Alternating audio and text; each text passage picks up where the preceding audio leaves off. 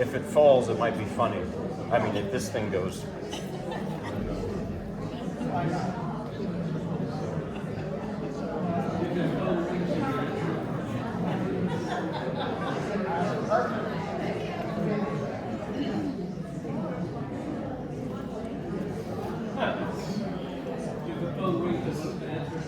Yeah, right. If the phone rings, say hello. He likes it.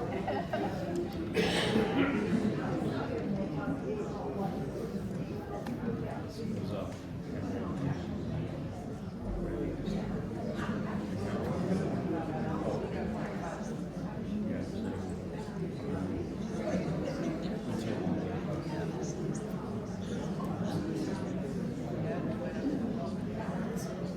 Big crowd. I feel like I know most of them.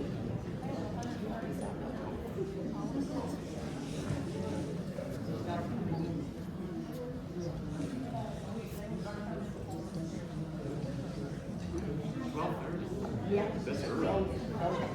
Wow.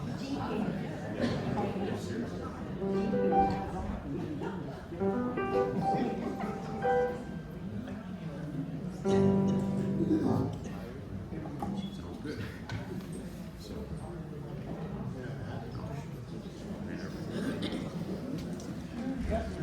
yeah, oh, I can hear it.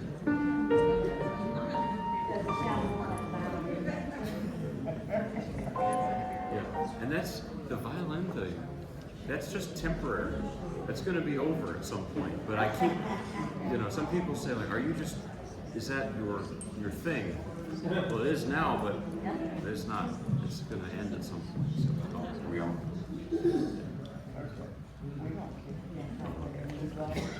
Thank you. Oh, that makes me happy. I always get butterflies because we know each other. So, well, we're also neighbors, kind of. I live in Alamance.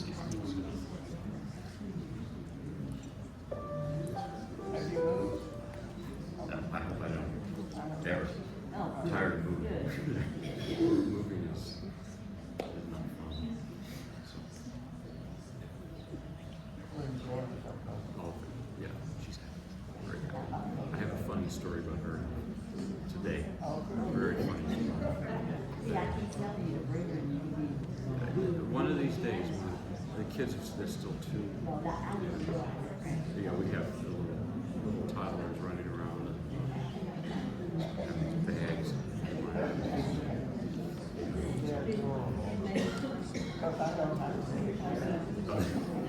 That's right. That's what I hear. So, good afternoon.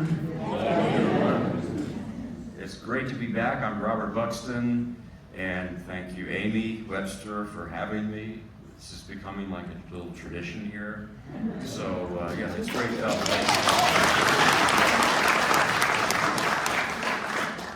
And it's also a lot of us know each other from over at Elon, and life at Elon too. So, well, today I'm going to play more, sort of violin arrangements, not completely, but mostly that.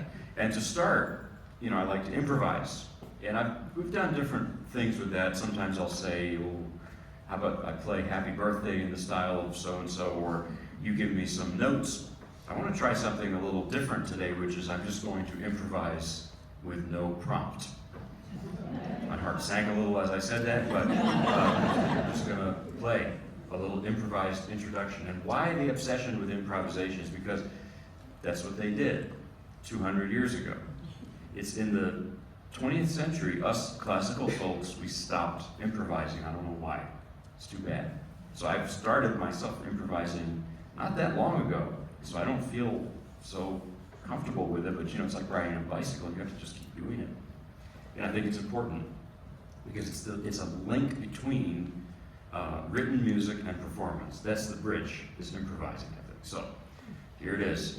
I don't know what it is, but.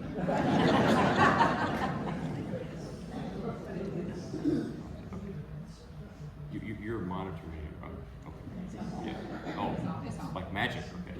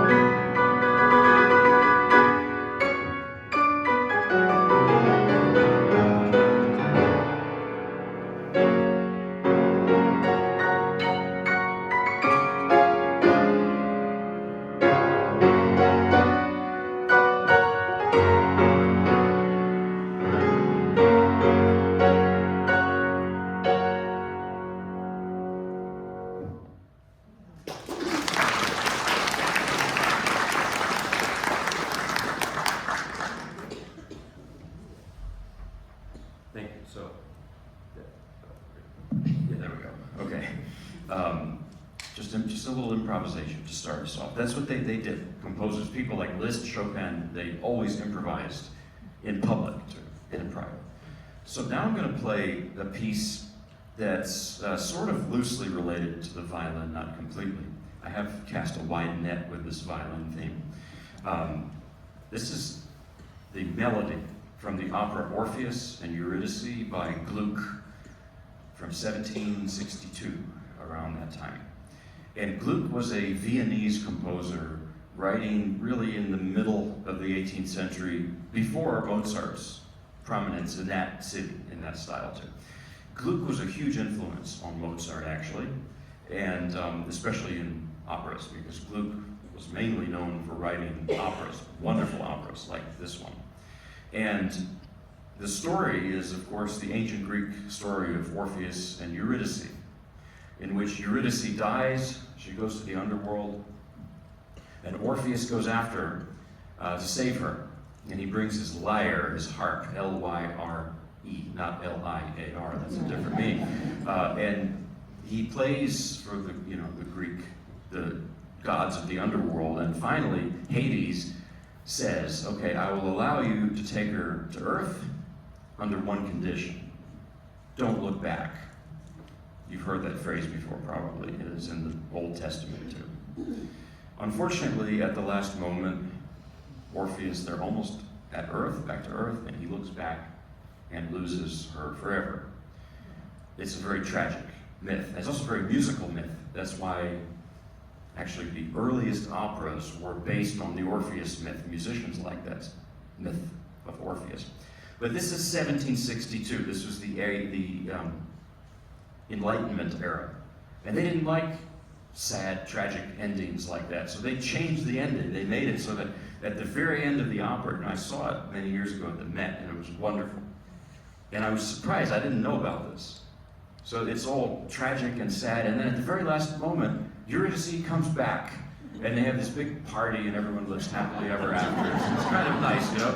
So that's the 18th century for you, before the French Revolution. Then they went back to the tragic stuff. This is clearly, though, a mournful lament. This is an instrumental scene in the opera. Played by instruments, not instrumental in the plot, actually. It's from the Dance of the Blessed Spirits, and it's originally played on a solo flute accompanied by strings. And so this excerpt, this melody, has been arranged for the violin. There's plenty of, Jascha Heifetz, Misha Elman played it, and that's kind of how I initially got to it. Then there's this piano arrangement I'm going to do by an Italian composer named Scambati, a beautiful name, Scambati. And this is one of those pieces, one of those arrangements that's a little bit out of fashion today, I think.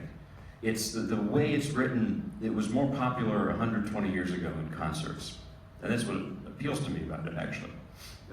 Lots of rolled chords, this sort of thing. So this piece was a favorite of especially Sergei Rachmaninoff. He played it on many of his concerts. There's a recording of him playing this, which is just, if you need to leave or want to leave, don't even listen to me, but just go find him playing it on YouTube.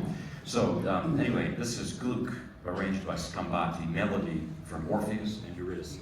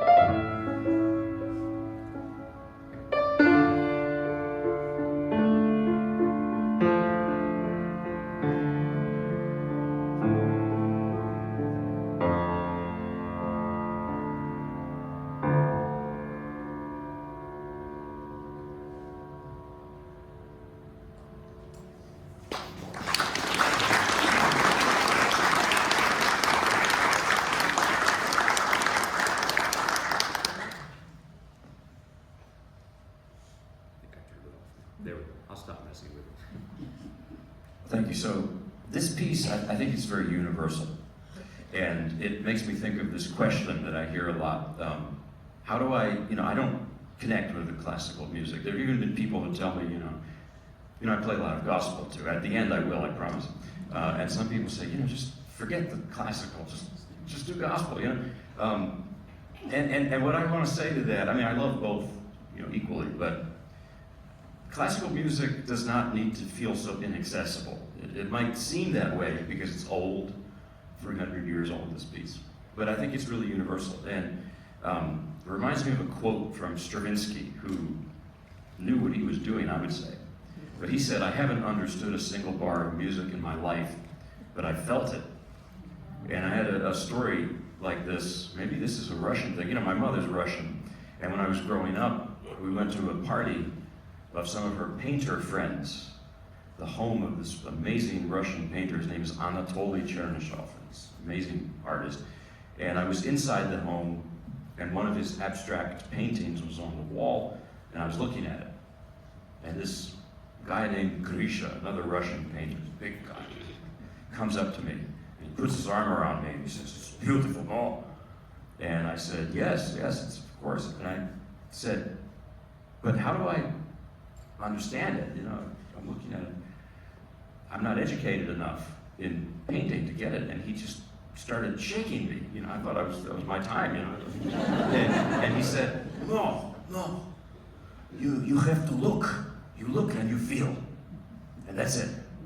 And I think that's really it. And that's the point of this, is that it's not to be anti-intellectual, because you can study theory, history, everything. And that's important. But I believe that all of those things are secondary to the primary thing, which is your immediate reaction. So, in other words, trust yourself. There's no, secret group of experts sitting somewhere who are going to tell you what a piece of music actually means. More on that later. But I was playing the Beethoven C minor variations somewhere a few years ago, which goes. I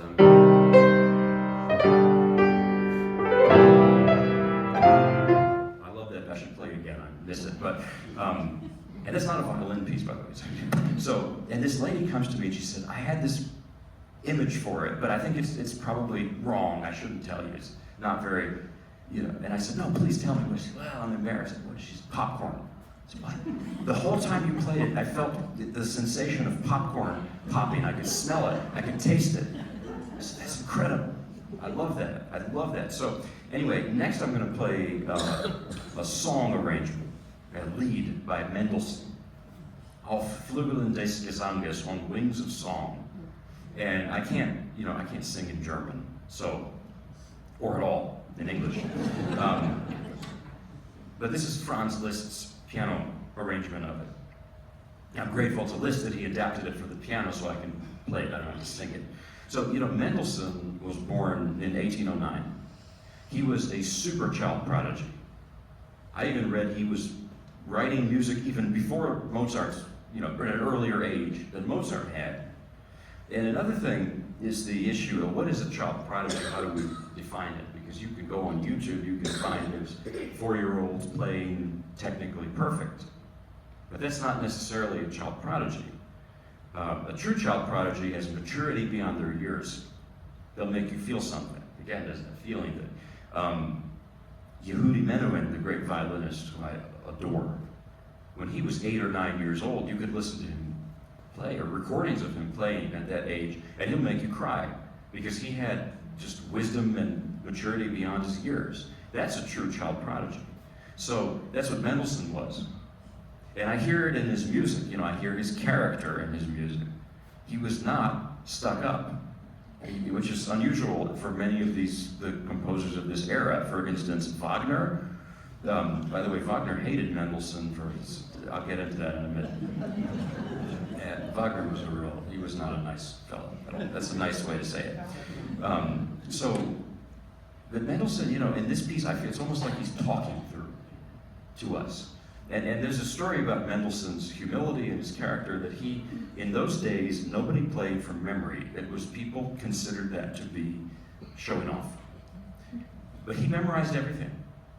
So you know what he did? He put sheet music for something entirely different from what he was. Yeah, he would just put that in front of him and to pretend. Actually, Liszt was the one who, you know, changed that tradition. Liszt didn't care what people thought of him. You know, he was a different character. Now about Wagner and Mendelssohn. Mendelssohn came from a prominent Jewish family in Hamburg. And his grandfather, Moses Mendelssohn, I believe, was one of the founders of the Reform Jewish movement, which still is a big movement today, denomination in Judaism. But Mendelssohn, faced with the anti-Semitism of that time and that place, he ended up converting because he did not see a way to be, well, himself at that time. And it's horrible to think about that. And, you know, anti-Semitism in what's now Germany, because it wasn't Germany at that time. But Wagner, you know, became this, and Wagner is one of the, I consider him like an evil genius or something. You know, he was, but he had this thing about Mendelssohn. He conducted Mendelssohn, but he would wear gloves when he conducted Mendelssohn's music. Yeah, because he was such a raging anti-Semite, Wagner. And Wagner's, unfortunately, his, you know, nonsensical critiques of Mendelssohn have stuck in some circles. I'll hear people say, you know, Mendelssohn, he's really talented, but he doesn't have the depth, the nonsense. This is really not, that's Wagner talking. So anyway, if you like Wagner, sorry, but I mean, his music, you know. Anyway, let's get to Mendelssohn. This is Mendelssohn arranged by Liszt, On Wings of Song, Auf Flügeln des Gesangs. I probably said that totally wrong. If you speak German, you can tell me later. So,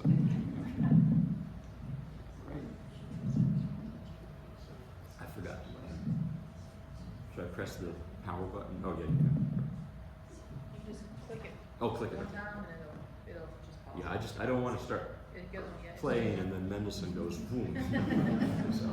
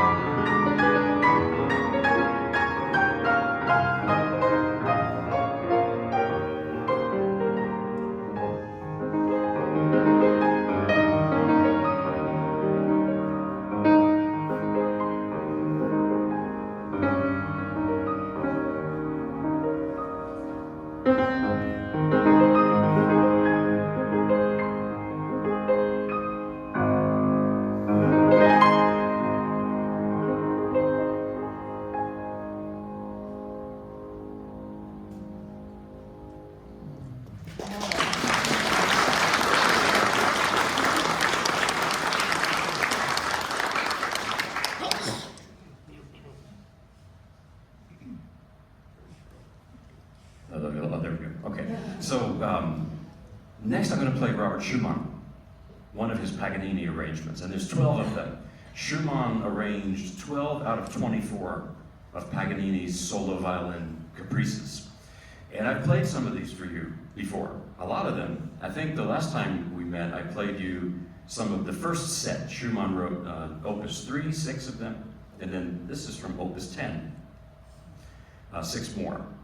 And I was just reading about this, I thought it was fascinating. You know, many composers composed their own, you know, piano versions of Paganini. Paganini was this wild man violinist, born in the late 18th century, lived into the 19th century. And he was like Jimi Hendrix or something. The way he played, the way he lived, you know, he was this just over the top rock star. And he also was part of this time period, which was the, you know, French Revolution, the American Revolution, monarchies were falling, Napoleon, the world was changing a lot at that time.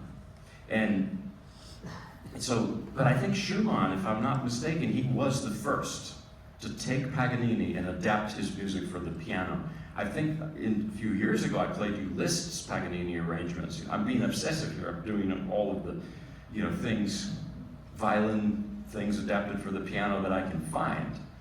And my wife's saying at some point I'm going to have to stop because, you know, how far can you go with something? But Liszt's Paganini studies came later. They came after Schumann's. And what I was fascinated with, and it's too late to change this now, but the first set, the Opus 3 that Schumann did with Paganini studies, Schumann did not even intend them to be played in public. Oops. He said that they were pedagogical pieces, that he simply took the Paganini, the usually single line, you know, for solo violin. He would write that out and just, you know, add some things to make it a piano piece. He didn't change it that much. That's like a translator translating a book. Some translators don't want to change a lot. They want to be almost word for word.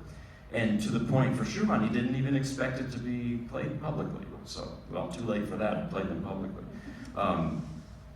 And I think he was wrong to say that, but I think they're great pieces. But the second set, Schumann takes a lot more liberty with the music, and he makes it his own completely. I don't really hear Paganini there, even though, yes, it's based on Paganini. I mean, there's a Paganini caprice in C minor that this is based on. But somehow Schumann makes it himself.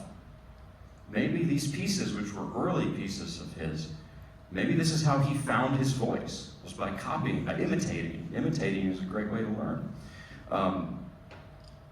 So I need to tell you about Robert Schumann and what he was like. And he was a fascinating figure in music and music history. He was born in 1810, 1 year after Mendelssohn. He was from Zwickau, which is in what was East Germany, not that long ago. And so Schumann, unlike Mendelssohn, you know, he was not a child prodigy. He first wanted to be a novelist. That didn't work. He wanted to be a virtuoso pianist, but he wasn't a prodigy, so he set to practicing like crazy. I think that's when he wrote these pieces. And he damaged his hands, maybe playing these. Actually, he damaged his hands from a device, a contraption meant to strengthen the pinky finger. Damaged the muscles in his fingers. He couldn't really perform. So then he turned fully to composition. And the thing about Schumann, his style is very unusual and it's quirky. Schumann had bipolar disorder, and they did not have the treatment and the understanding of it that we have today. So, you know, his life was very difficult, and actually, you can trace the periods when he wrote his major works to manic phases. When he was in depressive phases, he hardly wrote anything. And it's just, you know, it's unbelievable to think about. And I think it reflects in the music somehow. This piece, for instance, it changes character constantly. It's one thing, and then boom, a march, and then something like an elegy. It's just sections like that, splicing. And some people criticize Schumann for this. I heard someone say, you know, Schumann's music is like a shish kebab. It's a little piece of this, a piece of that. There's no unity to it. First of all, I love shish kebab, and second of all, I love Schumann because I think that's who he was and what it is. What's wrong with that, in other words? but it's a little, it's not easy listening really, because he plays with your expectations. That's just one thing. I played some Schumann once for my grandmother. She said, he's all over the place. And it's true, he was. That's the point. You know, yeah, so that's what I would say about Schumann. Somewhere I read yesterday, it's high risk to reward music. In other words, it's very, very, very tricky to learn. It is. It doesn't sound that hard, you know, necessarily. That's the thing about Schumann. So here is the C minor Paganini study, which again, I don't hear much Paganini. I hear Robert Schumann, through and through.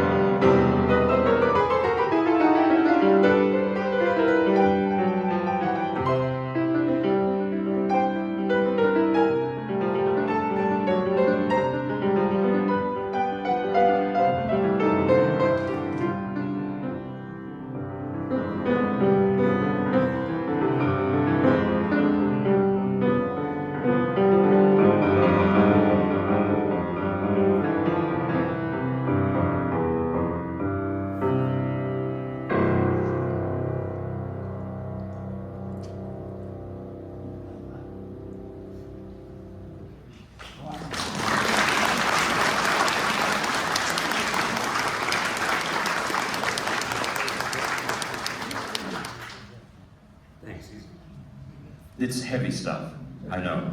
And actually my wife, who many of you know, she plays over at Elon, UCC. She can't stand it when I play a lot of Schumann's music because she thinks it starts to rub off on me. But, you know, I have a story about this. There was a pianist named Walter Gieseking, great pianist. It's a little bit like the Wagner thing I was talking about. Walter Gieseking was, to put it mildly, he was a French-born German pianist. He was not a wonderful person. He was a Nazi collaborator, and by the way, this story sort of shows something about his personality. By the way, Gieseking wrote a book called, I forget what it's called, but it's How to Practice the Piano, something to that effect. And his idea of practicing, he said, you should never practice piano with a piano. You should take the sheet music, sit down somewhere, and just look at it, and memorize it directly. Imagine yourself playing it, and then only at the last minute play it on the piano. Some of that is great. Many years ago, when I was a student, I tried one summer to do that, and I thought I was going to lose it because I just had a really bad headache during that. But anyways, Gieseking was giving a master class or a public lesson in the 1950s. And I don't know if this is a true story, but I've heard it somewhere. And it illustrates something about Schumann. And there was this young boy, like a 10-year-old boy, playing Schumann, I think the first sonata by Schumann or something. And at the end, Walter Gieseking said, okay, I want you to play this excerpt or whatever, play it again, and whatever happens, whatever I do, don't stop. Okay, so the boy starts playing, and Gieseking is standing like right here, screaming insults at him the whole time. To the point that the student starts crying and losing it. He just breaks him down. The kid finishes the piece, he's sobbing, and Walter Gieseking sits down and he smiles and he says, only now are you in the right mindset to understand Schumann.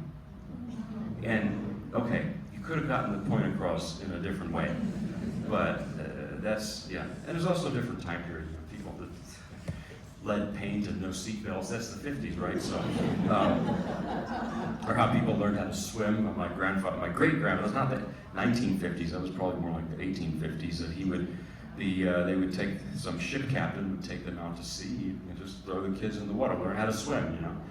Not very nice and not very effective. But the point of the story is that's Schumann, and that's some truth there. Now I'm going to play Brahms. I believe last time we met, I played you Book 1 of the Paganini Variations by Brahms. I think so.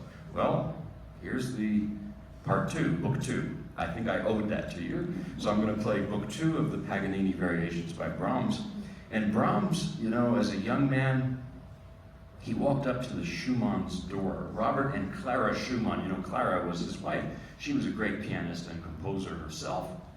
The young Brahms knocks on the door. He says, hi, I'm Johannes Brahms, and I have some piano sonatas I've written. Could I get some advice?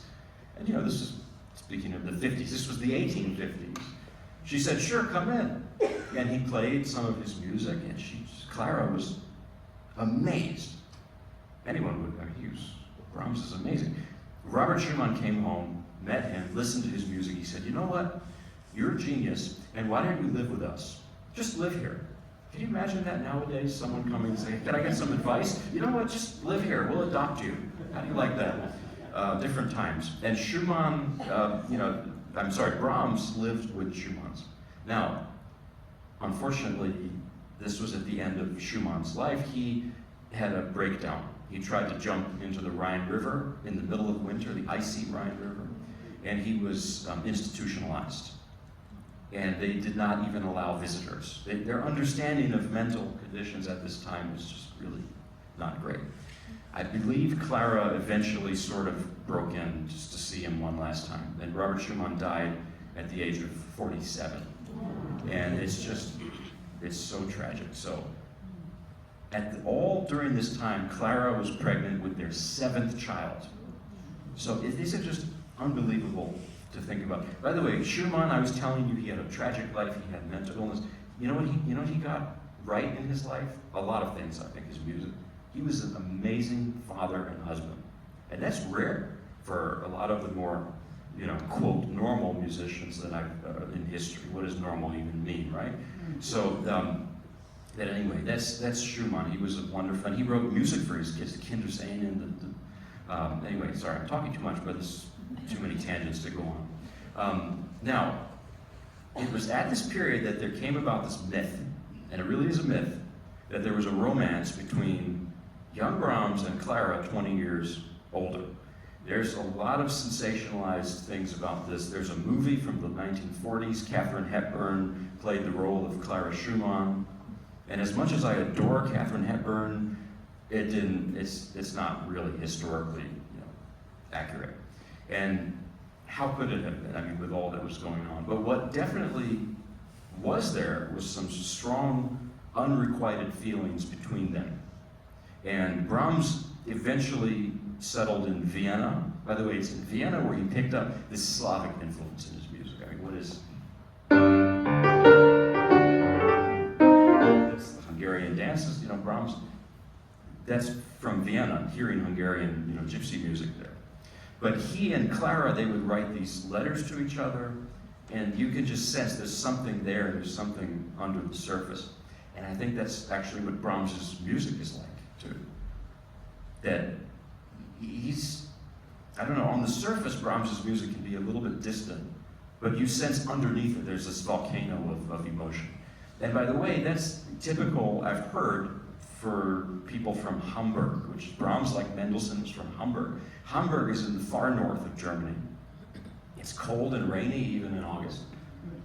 And people there, they're not known for overt displays of emotion. But that doesn't mean the emotion is not there. It's just, it's here, it's inside. Maybe you know people like that. I know people like that. They're very formal outwardly, but inside they're just, they have so much emotion there. So that's Brahms. He was a paradoxical person in this way. He was a loner his whole life, but he had this intense devotion to Clara, and she to him, by the way. But it was distant. It was through letters. It was so. Sorry, I mean, I'm not People magazine. I don't mean to go in. But this piece, Brahms bases it on the 24th Caprice by Paganini. A famous theme. Now, originally Brahms intended to write a set of just finger exercises. That's it. And over the summer, when I was learning book one of those exercises sent me to the orthopedist's office. And I've changed that passage. The finger that I was using is, I don't know, I was having pain and swelling here. I went to the doctor and he said, "What is causing you the pain?" I said, "Brahms." That was that. But Brahms noticed how he liked the way these exercises sounded. They had soul, they had character, so he turned them into a concert piece. So it's sort of the best or the worst of both worlds of being a performance piece and a set of finger-busting exercises. It's just wild. And you hear all that sadness and unrequited, feelings for Clara, perhaps. Like, here's one of them, one of the quiet ones. There's not a whole lot of quiet ones, but...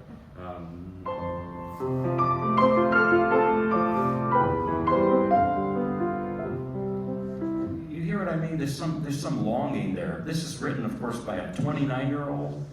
Doesn't sound like a 29-year-old. I don't know.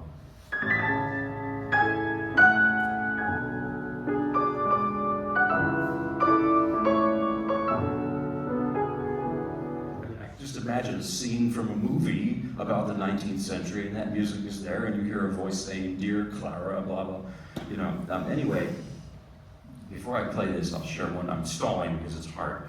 There's a quote from William Faulkner that I love very much, that the past is no longer past. It's sort of the history lives today, for better or worse. And I had an experience with this over the summer when I was learning this. My family and I, we were driving to Atlanta. We were going through South Carolina, and we went to a rest area. And there was a guy getting off his Harley-Davidson motorcycle. He had tattoos and everything. This big guy. And he looked exactly like Brahms. He had the beard, the white beard, and Brahms looked like Santa Claus in his later years. And I said to my wife, to Shoko, I said, it's Brahms. I can't believe it. I'm to go tell him. And I start walking over there and I feel, you know. And I shook her and she said, don't you dare do that. You're not going to get the reaction you expect. And I want to get to Atlanta. So that's how history, you know, lives today. I saw Brahms. Really looked like him. Really. And by the way, Brahms, that's how he looked in his later years. If you go to Google Images, look up young Brahms someday. That's when he met Clara. It looked like a different person. He was this thin, you know, angelic looking guy. Brahms couldn't, I read, this is just to use all the useless details of things I remember. He couldn't grow a beard until his mid-40s. And then I guess in his mid-40s, he just kept growing it and never stopped because, so anyways, here is Brahms Paganini Variations Book 2. These are not arrangements like the other things I've done. These are really, Brahms gives you the theme and then it's really just his own take on Paganini. It's much more an original piece in a way, so here it is.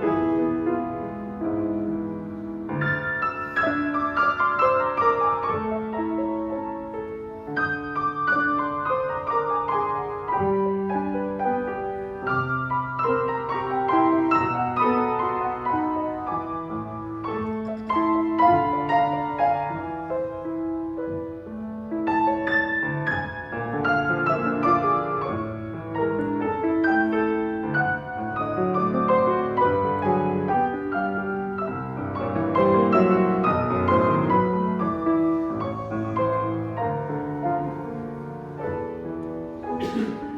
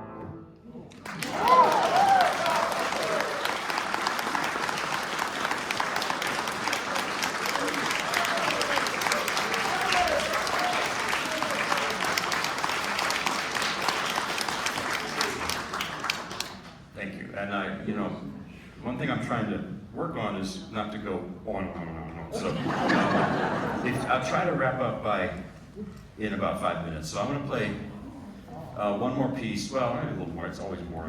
You asked Shoko what 5 minutes means for me. So, and this I would tell you about her because this is a piece I wrote.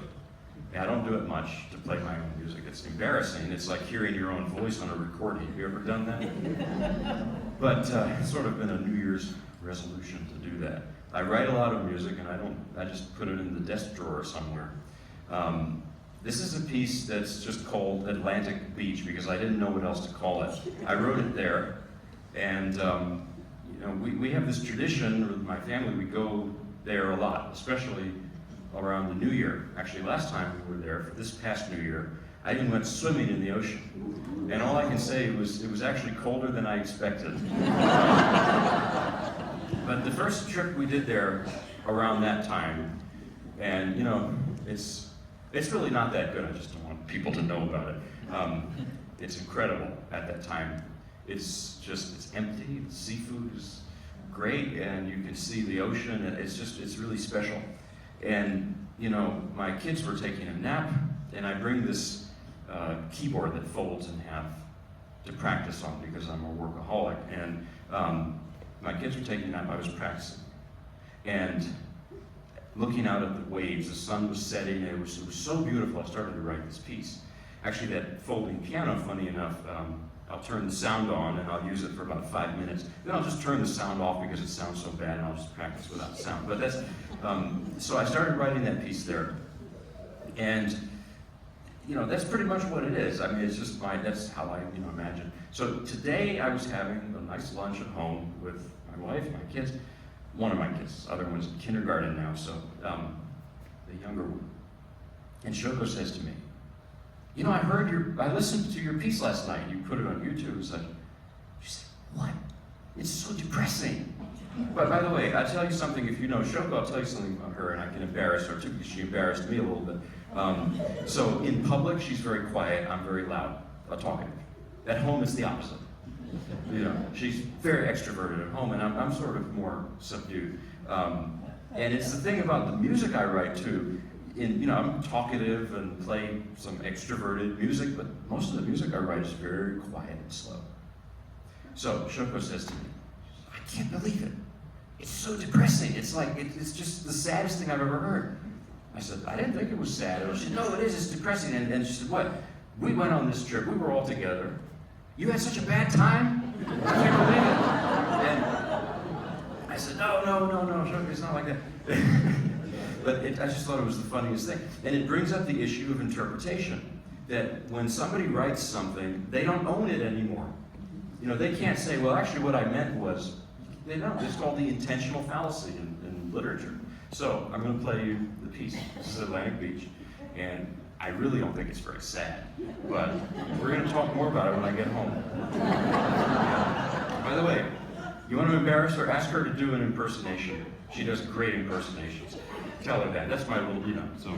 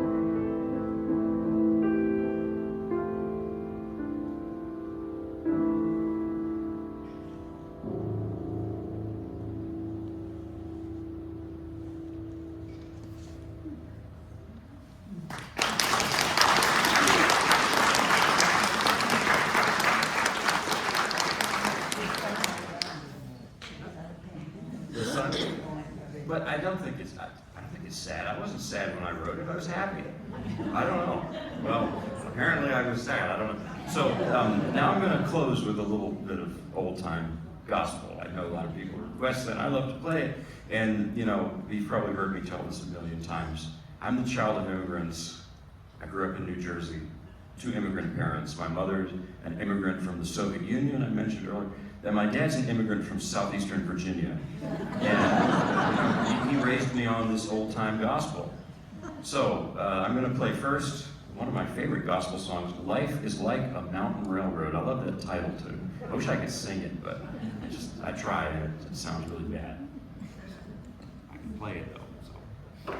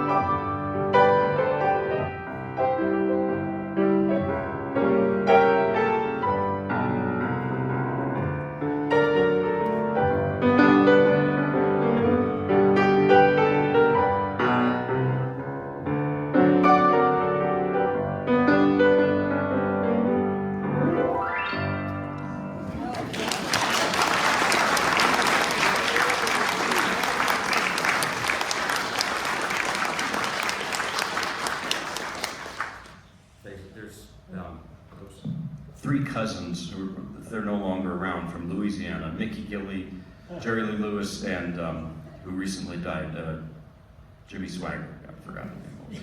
I'm a little bit, borrowing from them. Jimmy Swagger died not that long ago, and yeah, he was, he had a questionable, but yes, I play a lot in his style, I have to admit, it's one of my secret, gospel influences. And I was listening to some of his piano playing, and Shoko was in the other room, said, "Oh, I see where from whom you're taking it from." Yeah, I had an uncle who would joke with me, he would say, you play that style, now you've got to have a TV show and also cry on camera. So, so now I'm going to close with a more upbeat gospel song. This is "Leaning on the Everlasting Arms." To close, it's a great song. And here I'm thinking of the late, great George Jones, who I just admire. Charlie Daniels said George Jones could turn the word church into a seven-syllable word when he sang. So here it is.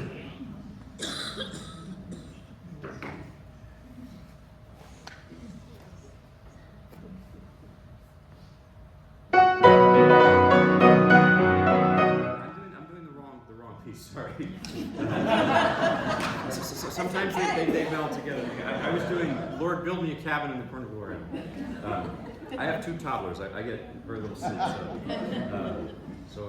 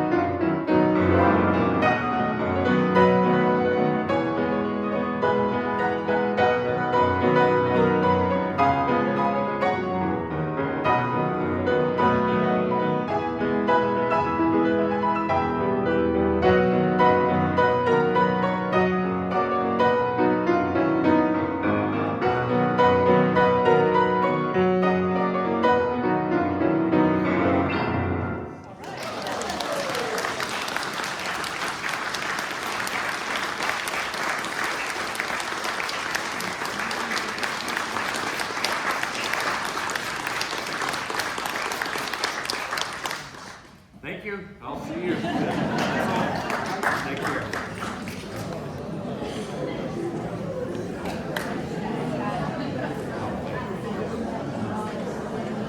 Yeah, he did.